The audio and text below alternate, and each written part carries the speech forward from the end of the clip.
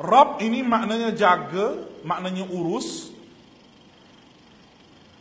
Sebab tu orang perempuan, makcik, muslimat sekalian, orang perempuan dia panggil Rabbal Bait. Pendidik atau tuan penjaga kepada rumah itu. Rumah tuan-tuan lah. Jaga, kita lap rumah tu. Kalau suami balik tengok licinnya, suami pun jadi, tubuh pun jadi segar. Ni balik, baju kotor duduk sini sebakul, baju bersih duduk sini sebakul. Rumah banyak tokang pecah. Susah kita. Allah Ta'ala ni, dia buat semua dari urus Rabbil Alamin. Apa yang dijaga oleh Allah?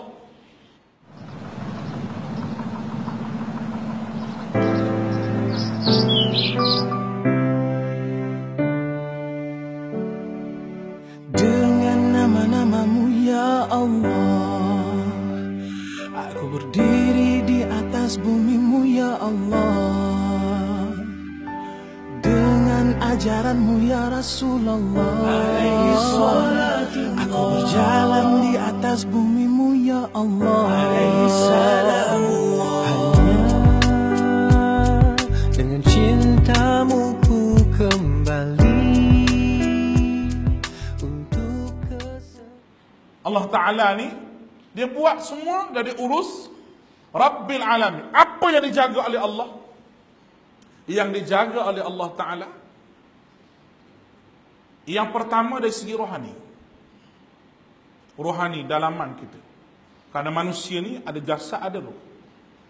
Yang dijaga oleh Allah dalam masalah rohani, iaitu Allah Subhanahu wa Ta'ala kirim Nabi. Supaya rohani, dalaman kita sama dengan kehendak yang Allah Ta'ala nak. Apa yang ada di dalam ini dia boleh ikut syaitan dan dia boleh ikut Nabi. Itu merupakan salah satu daripada ujian yang Allah Ta'ala beri kepada kita hidup atas muka dunia ni. Pagi-pagi kita bangun, nak ikut syaitan kan ikut Nabi? Pilih kan? Pilih nak ikut yang mana? Pagi-pagi ikut syaitan ataupun pagi-pagi ikut Nabi? Ya salam. Mudah je kita nak faham. Jaga rohani ni, Allah Subhanahu wa Ta'ala ajar setiap perbuatan kita ada doa. Dia ajar pada siapa? Pada Nabi SAW. Apa yang tak ada doa? Semua doa. Nak makan bismillah, kul samillah, bismillah, makan. Hatta nak masuk tandas, memang tempat syaitan dah. Kalau kita kira nak baca apa lagi, ustaz, syaitan berlambuk dalam tandas. Tu logik akal kita. Betul? Nak tidur, sunnah yang Nabi ajar, ambil wuduk dan sebagainya, syaitan tak berani usik. Tak berani usik. Hatta apa sahaja perlu kepada doa demi untuk menjaga rohani manusia. Ya Allah, ni kenikmatan yang paling besar yang Allah Ta'ala beri kepada orang mukmin yang percaya pada Allah. Mana lagi nikmat yang lebih besar daripada itu? Orang jaga kita mungkin boleh jagalah sehari, 2 hari kot. Tetamu mari rumah kita. Bila tetamu mari rumah kita ni, bolehlah 3 hari Islam ajar. Agama aja 3 hari ni kena layan dia tetamu. Nasi kena hidang. Bukan makna lepas 3 hari tu halau keluar, bukan makna begitu. Tapi kita kena faham lah. Mari rumah orang jangan lama-lama sangat. Begitu je. Agama ni dia mengajar kaedah yang cukup baik kepada kita. Tu Rabbil Alam yang pertama. Rabbil Alamin yang kedua, dia jaga jasmani. Jaga jasmani ni Allah Subhanahu wa Ta'ala buat setiap penyakit, ada penyakit, tak ada obatnya. Likulli da'id dawa'il maut. Setiap penyakit ada obat kecuali mati. Mati ni doktor yang berobat tu sendiri, dia sendiri mati.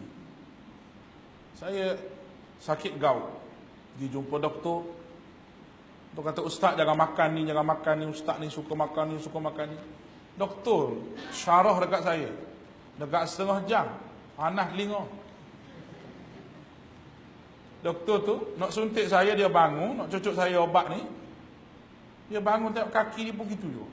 Kenapa doktor? Saya pun gaut juga. Dia kata. Sama.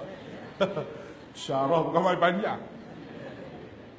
Nampak ni? Ada obat atau tidak? Ada.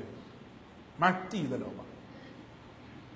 Kerana mati ni Allah Ta'ala sebut dalam Al-Quran, فَإِذَا جَاءَ أَجَلُهُمْ لَا يَسْتَأْخِرُونَ سَاعَةً وَلَا يَسْتَقْدِمُونَ.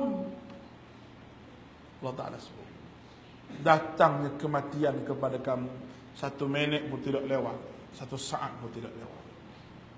Baik. Ar-Rahmanir Rahim. Ar-Rahman bermaksud yang Maha Pemurah. Pemurah yang macam mana? Meliputi manusia yang beriman, tak beriman, bangun pagi lawan Allah, bangun pagi buat maksiat, bangun pagi baca Quran.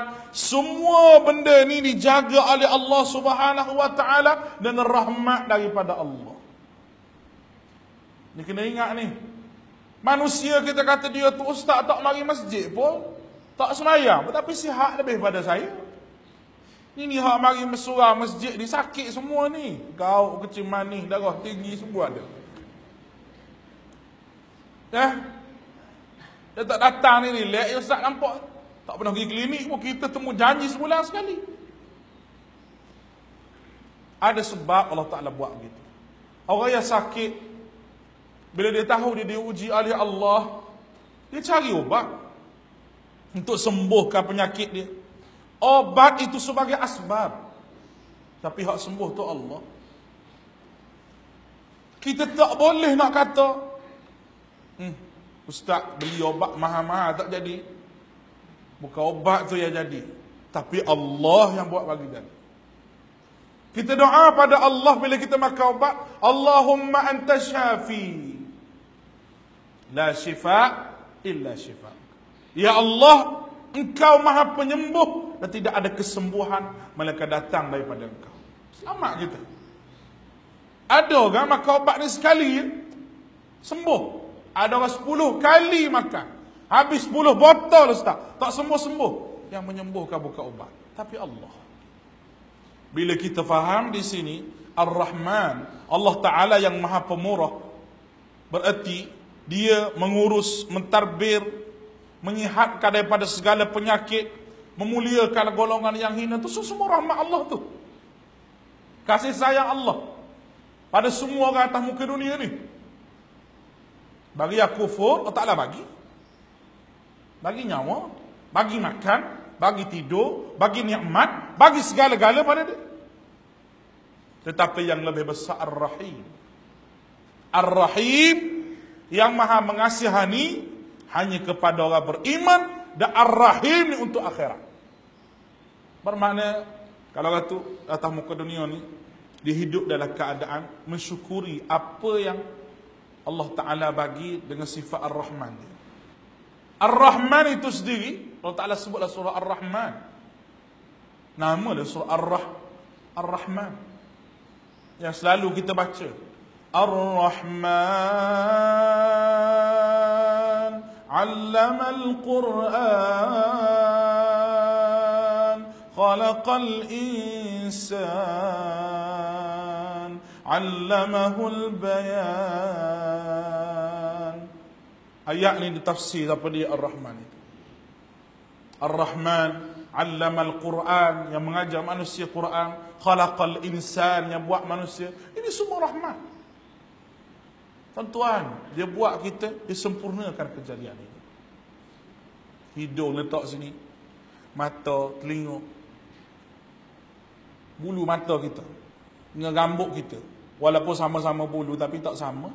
Rambut dia makin panjang, bulu mata dia tak panjang. Kalau bulu mata panjang, letih. Assalamualaikum Ustaz. Waalaikumsalam. 3 hari dah bulu mata tak kerak. Minta maaf lah, tak sempat kuliah banyak. Nak kuliah apa, ambil bulu mata letak atas kening dulu, atas telinga tu. Kan macam mana? Tapi tidak. Allah Ta'ala buat dengan kejadian yang paling sempurna. Itu Ar-Rahman. Lalu kita mensyukuri nikmat Allah. Macam mana cara manusia bersyukur pada Allah Ta'ala? Bersyukur ada harta, bagi sedekah, bagi zakat. Bersyukurnya kita menjadi hamba Allah, kita tunai kewajipan yang tak tetapkan kepada kita. Tanda kita bersyukur. Janji Allah sebagaimana ayat mula-mula saya baca tadi, la in syakartum la azidannakum. Kalau kamu bersyukur, aku tambah nikmat kamu. Masya Allah. Bersyukur sihat, makin sihat. Tuhan tambah nikmat. Makna Allah Ta'ala tambah keyakinan kita, tambah pengharapan kita pada Allah. Itu nikmat yang paling besar. Ar-Rahman Ar-Rahim. Baik, kita masuk pada step yang seterusnya. Maliki Yaumiddin. Maliki Yaumiddin. Perkataan Malik yang kita sebut yang maha menguasai, memiliki, yang berkuasa. Yaumiddin. Yaumiddin dengan makna hari akhirat. Baik. Jika kita lihat, ini cara Al-Quran sebut kepada manusia, iaitu akhirat. Dalam banyak-banyak ucapan Nabi, kadang-kadang Nabi ambil 2 poin sahaja ucapan Nabi. Di antara hadis Nabi, Nabi sebut, man kana yu'minu billahi wal yawmil akhir falyakul khairan aw liyasmut. Man kana yu'minu billah, siapa yang beriman kepada Allah, wal yawmil akhir, serta hari akhirat, falyakul khairan, dia berkata benda yang baik ataupun dia diam. Yang saya nak ambil pada hadis ini, Nabi sebut man kana yu'minu billah, siapa yang beriman kepada Allah, wal yaumil akhir, dan juga hari akhirat. Apa maknanya beriman kepada Allah hari akhirat ini? Nabi sebut 2, kenapa tak sebut man kana yu'minu billah wa malaikati, sebut 6 sekali? Kenapa 2 diambil? Kedua ini menjadi asas. Siapa yang beriman kepada Allah, dia kena kenal Allah, dia kena mengabdikan diri pada Allah. Selepas daripada dia kenal Allah, dan dia kena tahu bahawa kehidupan dunia ni sementara, dan dia kena tahu bahawa akhirat itu kekal. Ucapan Nabi pun, Nabi sebut apa je, mesti benda tu poin dia, jatuh ke syurga ke jatuh ke neraka. Al-Quran ni mari cerita siapa pun, contoh Nabi Musa dengan Firaun, contoh Namrud dengan Nabi Ibrahim, contoh Nabi-Nabi daripada kalangan Bani Israel, macam mana contoh pun, khulasah dia syurga ke neraka. Dan benda itulah kena ada dalam pemikiran kita. Orang yang fikir akhirat, dia tidak akan menzalimi orang lain. Hidup di atas muka dunia, dia akan baik dengan orang. Allah Subhanahu wa ta'ala akan mengasihani kepada orang yang ingat kepada hari akhirat, kerana dialah penguasa pada hari akhirat. Bila dia penguasa kepada hari akhirat, orang yang cukup syarat letak syurga. Dunia ni ibarat manusia mencarum satu skim lah, kalau kita nak buat contoh. Bayar insurans, insurans tuan-tuan masuk tu lah, bayar 150 sebulan, cukup syarat apa, masa tuan-tuan sakit dia cover balik. Hari akhirat tak ada orang nak cover kita, Allah lah yang cover menerusi insurans yang kita buat atas muka dunia. Insurans apa? Bukan insurans bayar duit tu. Insurans yang mana pahala kita banyak, Allah Ta'ala hadiah syurga kepada kita. Masya Allah. Syurga ni pakcik, tuan-tuan semua, penonton sekalian, tidak ada orang yang tak mahu syurga. Semua agama menghala ke syurga. Masya Allah, la hawla wa la quwata illa billah. Tapi syurga dijanjikan untuk wa'iddat lil muttaqin, kepada orang yang bertakwa. Baik. Maliki Yaumiddin. Perkataan din ada makna ibadah, ada makna doa, ada makna pembalasan, ada makna agama. Itu perkataan din. Kemudian kita sebut Iyyaka na'budu wa iyyaka nasta'in. Ini perkataan besar. Dan Mengikut Ibnu Kathir, dia kata Al-Fatihah sirrul Quran, perkataan daripada Sayyidina Abu Bakar. Al-Fatihah rahsia kepada Al-Quran. Dan rahsia ini, rahsia Fatihah ini letak pada ayat Iyyaka na'budu wa iyyaka nasta'in. Iyyaka na'budu, kita sebut hanya Engkau ya Allah, kami minta pertolongan. Minta pertolongan selepas percaya kepada Allah yang Rabbil Alamin. Minta pertolongan selepas percaya pada Allah yang Ar-Rahman Ar-Rahim. Minta pertolongan lepas percaya bahawa Malik Yaumiddin. Boleh nampak hubung kait dia tu. Ini hubung kait daripada ayat yang lepas. Lepas daripada kenal semua Allah yang mengurus, yang buat, yang cipta, yang menguasai di hari akhirat, nescaya manusia mesti ada cara macam mana cara nak mengabdikan diri pada Allah. Maka cara itu disebut oleh Nabi kita Muhammad sallallahu alaihi wasallam, diberi tunjuk ajar Nabi kita Muhammad sallallahu alaihi wasallam macam mana cara untuk kita mengabdikan diri pada Allah. Yang pertama, cara untuk mengabdikan diri pada Allah, ibadah khusus kita dengan Allah. Tidak ada orang yang boleh hajar kecuali Nabi mengajar. Nabi ajar solat. Nabi kata sallu kama raaitumuni usalli. Semayanglah kamu sebagaimana kamu tengok aku semayang. Kita tak pernah tengok Nabi semayang ni. Sebab kita bukan zaman Nabi. Mimpi jumpa Nabi pun tidak. Tak mimpi jadi undertaker je. Tapi Masya Allah, Nabi kata sallu kama raaitumuni usalli. Nak tengok mana Nabi semayang ni? Tengok pada hadis Nabi sallallahu alaihi wasallam. Kita amal melalui hadis Nabi. Mungkinlah ada khilaf di kalangan kita. Allahu Akbar letak di sini, Allahu Akbar letak di sini, letak di sini. Tak apa letak mana pun. Kita kata khilaf. Tapi tidak ada lagi orang yang semayang Allahu Akbar. Tidak ada. Kalau ada masalah, mungkin kecil manis dia tinggi sangat. Nampak dia? Mudah je kita nak faham. Dengan maknanya bahawa setiap ibadah yang kita lakukan, kita tahu benda tu ada dalil dan macam mana arahan Nabi kepada ibadah itu. Selesai masalah. Na'budu. Selesai masalah. Ustaz mari mengajar solat di masjid. Kawan dia tanya, mengaji apa mana masjid tu? Belajar semayang je. Semayang je dia kata. Boleh tahan. Semayang je dia kata.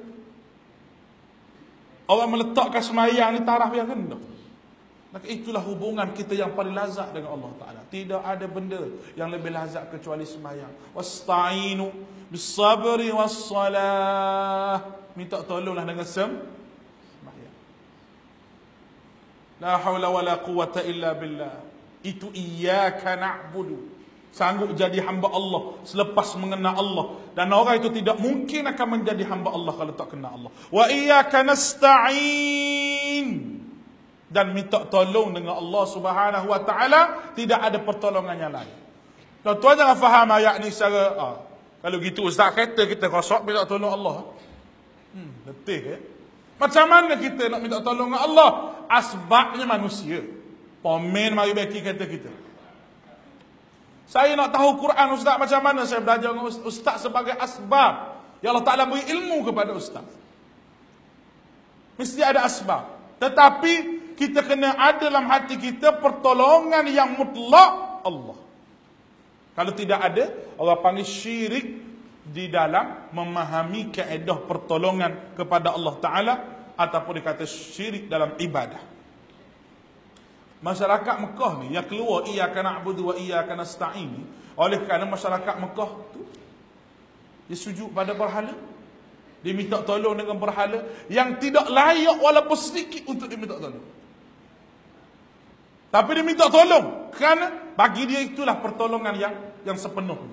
Kita minta tolong orang ni doa, minta tolong kawan ni doa dalam keadaan kita sendiri minta dengan Allah. Itu iyyaka na'budu wa iyyaka nasta'in. Ihdinas siratal mustaqim. Ya Allah, beri hidayahlah kepada aku ke arah jalan yang benar. Ihdinas siratal mustaqim. Pimpinlah kami ya Allah ke arah jalan yang lurus. Jalan yang macam mana? Baik. Yang menghuraikan ayat ini dalam surah An-Nisa. Kalau kita boleh tengok An-Nisa ayat 49. Mintalah Allah jalan yang lurus. Jalan ni banyak. Jalan dua makna, jalan zahir, jalan raya ni. Orang kita sebut jalan, tengok jalan raya. Tidak ni. Jalan dengan makna manhaj tauhid. Dengan makna apa yang dibawa oleh siapa? Minan nabiyyin was-siddiqin was-syuhada'i was-salihin. An-nabiyyin, as-siddiqin, asy-syuhada' was-salihin. Surah An-Nisa ayat 49 tadi. Itu jalan tu. Jalan Nabi-Nabi yang bawa tauhid. Jalan orang ikut Nabi yang diberi hidayah oleh Allah Subhanahu wa ta'ala. Jalan tu yang kita nak. Siratal ladzina an'amta alaihim. Jalan yang engkau bagi nikmat. Ghairil maghdubi alaihim.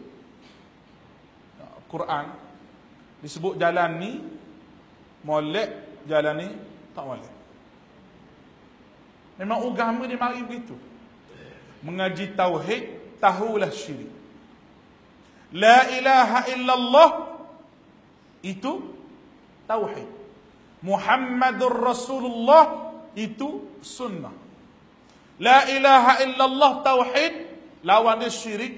Muhammadur Rasulullah sunnah, lawan dia bid'ah. Kena ada masa kita mengaji. Akidah ni penentu kepada syurga neraka. La hawla wala quwwata illa billah. Bila akidah ni penentu kepada syurga neraka, ke mana manusia nak pergi kalau tidak ke syurga Allah? Jalan ke syurga Allah ni, an'amta alaihim. Macam mana ustaz syurga Allah ni? Wasiqal ladzina ittaqaw rabbahum ilal jannati zumara hatta idza ja'uha wa futihat abwabuha wa qala lahum khazanatuha salamun alaikum tibtum fadkhuluha khalidin. Ingatlah ketika mana kata Allah, aku bawa kamu ke syurga. Sampai depan pintu syurga, orang yang takut, orang yang mukmin ini, futihat abwabuha, pintu syurga dah terbuka dah. Sebelum pada ayat syurga ni ada ayat neraka. Wasiqal ladzina kafaru ila jahannam zumara hatta idza ja'uha futihat abwabuha wa qala lahum khazanatuha alam ya'tikum rusulun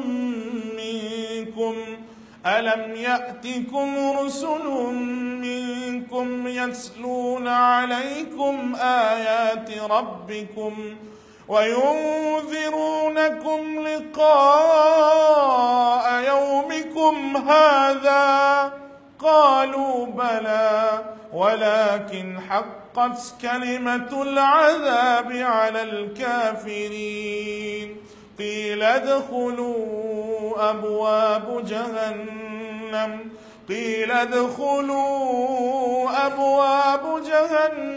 khalidina fiha fabi'sa mathwal mutakabbirin.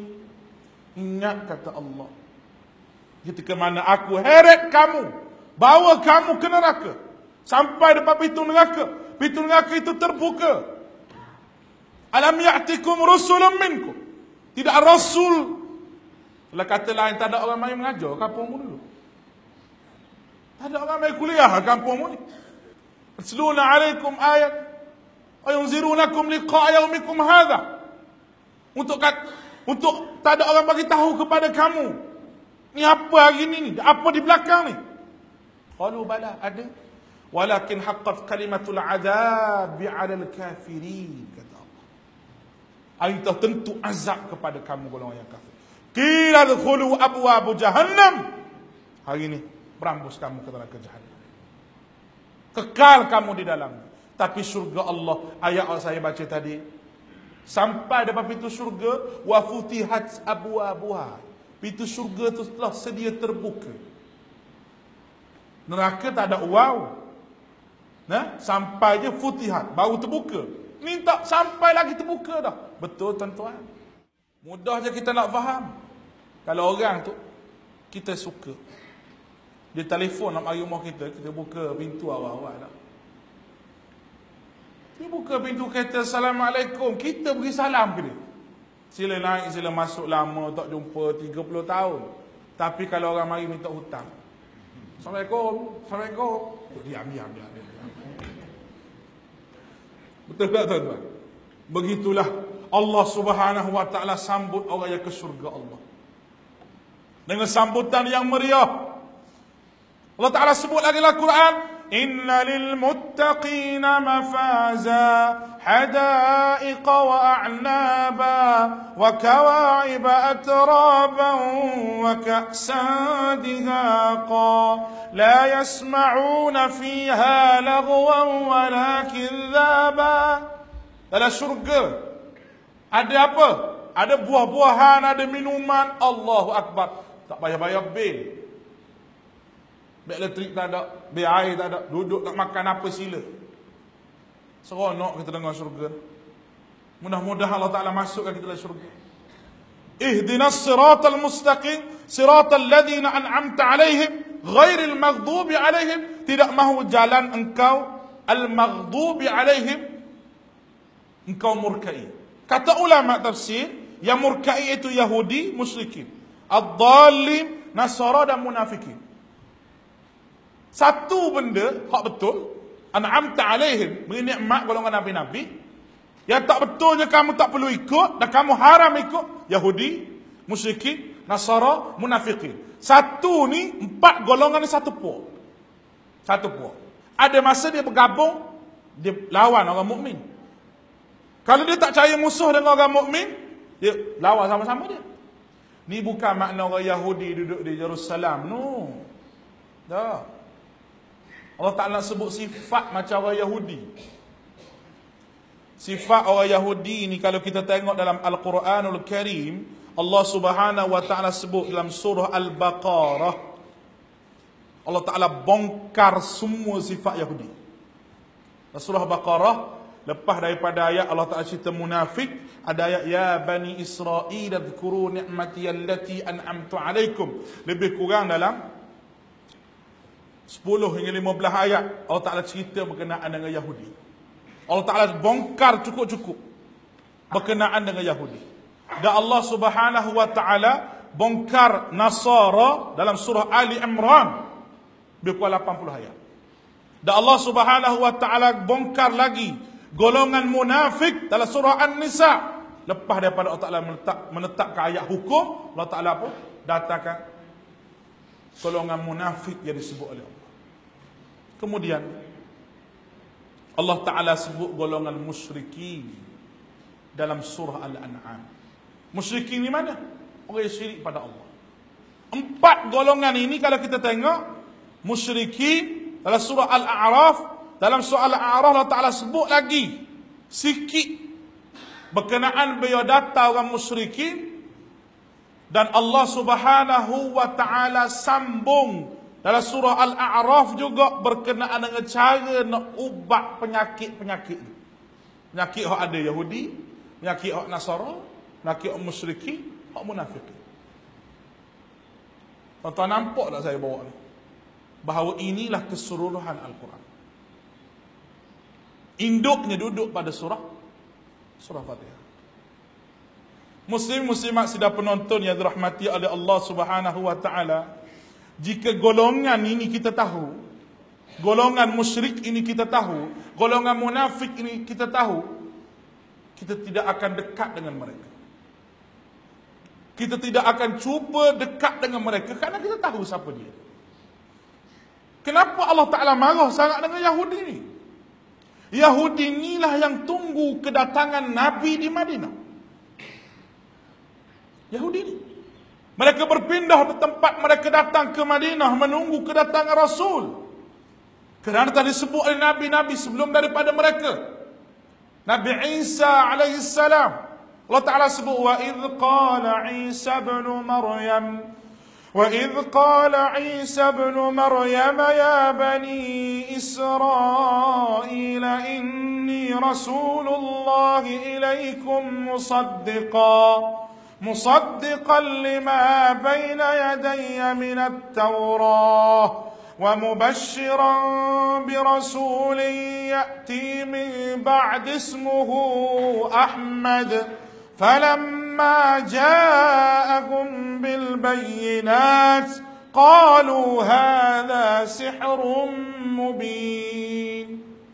Berkata Isa anak Maryam, Ya Bani Israel, wahai Bani Israel, Inni Rasulullah, aku Rasul Allah kepada kamu. Aku datang membenarkan apa yang ada pada kitab Taurat. Dan aku nak sebut kepada kamu, kata Nabi Isa, lepas daripada aku ni ada seorang nama Ahmad. Itu Muhammad sallallahu alaihi wasallam. Tapi bila Nabi datang, Yahudi inilah paling sakal lawan Nabi. Kerana mereka tergoda dengan dunia. Datuk nenek mereka datang betul-betul nak tunggu Nabi. Dan mereka kenal Nabi. Alladzina ya'rifunahu kama ya'rifuna abna'ahum. Mereka mengenali Rasul, mereka mengenali Nabi macam mereka kenal anak mereka sendiri. La hawla wa la quwata illa billah. Kenal sungguh lah tu maknanya.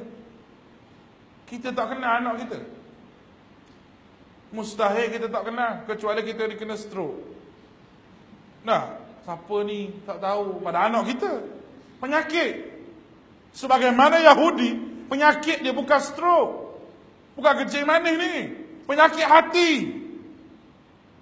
Dia hidup di Madinah, dia mewah, dia ada segala-gala. Arab sendiri mari berhutang duit dengan dia. Masa tu sedap dia tipu orang. Yahudi. Ya ahlal kitab, Nabi, Allah Ta'ala sebut Al-Quran, kata wahai Muhammad pada ahli kitab, ta'alau ila kalimatin sawa. Mari kita bincang titik persamaan di antara kita ni. Sebagaimana risalah yang dibawa oleh Nabi kamu, Taurat, Injil, begitu risalah yang aku bawa, kenapa hari ini kamu tak terima aku? Ini satu masalah Yahudi Nasara, ini satu masalah kepada Nabi sendiri, terutamanya Yahudi ni. Kerana mereka diberi kitab awal oleh Allah Ta'ala, kemudian mereka ubah kitab tersebut. Mereka ubah kitab tu tuan-tuan rahmati oleh Allah, ikut kemahuan mereka. Sehingga Allah Subhanahu wa Ta'ala mengisyaratkan bahawa murkanya Allah Ta'ala ini, apa yang mereka makan, ya'kuluna fi butunihim illan nar. Mereka penuhkan perut mereka dengan neraka. Itu Yahudi. Nasara ni pula, tuan-tuan, golongan sesat. Sesat nak buat ibadah tapi buat jalan sendiri. Nasara, orang yang buat ibadah dengan jalan sendiri, tidak menerusi jalan wahyu Allah Ta'ala, jalan Nabi, jalan Rasul, maka perangai macam sama macam Nasara. Satu kena mengaji ni masalah ibadah ni. Kena mengaji. Kena mengaji dalil. Kalau tidak jadi Nasara. Musyrikin mensyirikkan Allah Ta'ala. Kenapa jadi neraka juga? Sebab dia masalah pengabdian pada Allah dia keliru. Dan last sekali kalau kita tengok ni, munafiqin. Ini cukup baik. Dan munafiqin inilah pada awal surah Baqarah tu Allah Ta'ala cerita lebih panjang. Nak banding dengan musyrikin dan juga orang beriman. Kenapa? Kerana munafiqin inilah yang paling bahaya. Nampak macam betul Islam, tapi dalamnya cukup benci kepada Islam. Oleh kerana itu, muslim-muslimat, sedang penonton yang dirahmati oleh Allah, kalau kita tahu betul-betul, kita hadam betul-betul suratul Fatihah, yang saya tafsirkan lebih kuranglah pada tuan-tuan sebagai memberi kefahaman kepada kita seolah-olah kita sedang berbicara dengan Allah apabila kita solat. kita mengakui keesaan Allah. Mustahil orang yang solat itu akan melakukan lagi benda-benda yang dimurkai Allah. Betul firman Allah, Innas salata tanha 'anil fahsya'i wal munkar. Sesungguhnya salat, kata Allah, boleh cegah perkara fahsya', jahat dan juga kemungkaran. Kenapa tak jadi jahat? Kerana takut Tuhan balas akhirat. Kenapa tidak mahu kepada kemungkaran? Kerana yakin dengan janji Allah. Oleh kerana itu, muslimin muslimat sedang penonton dirahmati oleh Allah, kita amalkan surah Al-Fatihah sebagai pengobat dan penenang jiwa kita. Jika kita amal surah Fatihah ini sebagai hidup kita jadi tenang, kita baca banyak kali tafsir dia, kita ulang lagi, akan datanglah kesedaran bagi kita insya-Allah.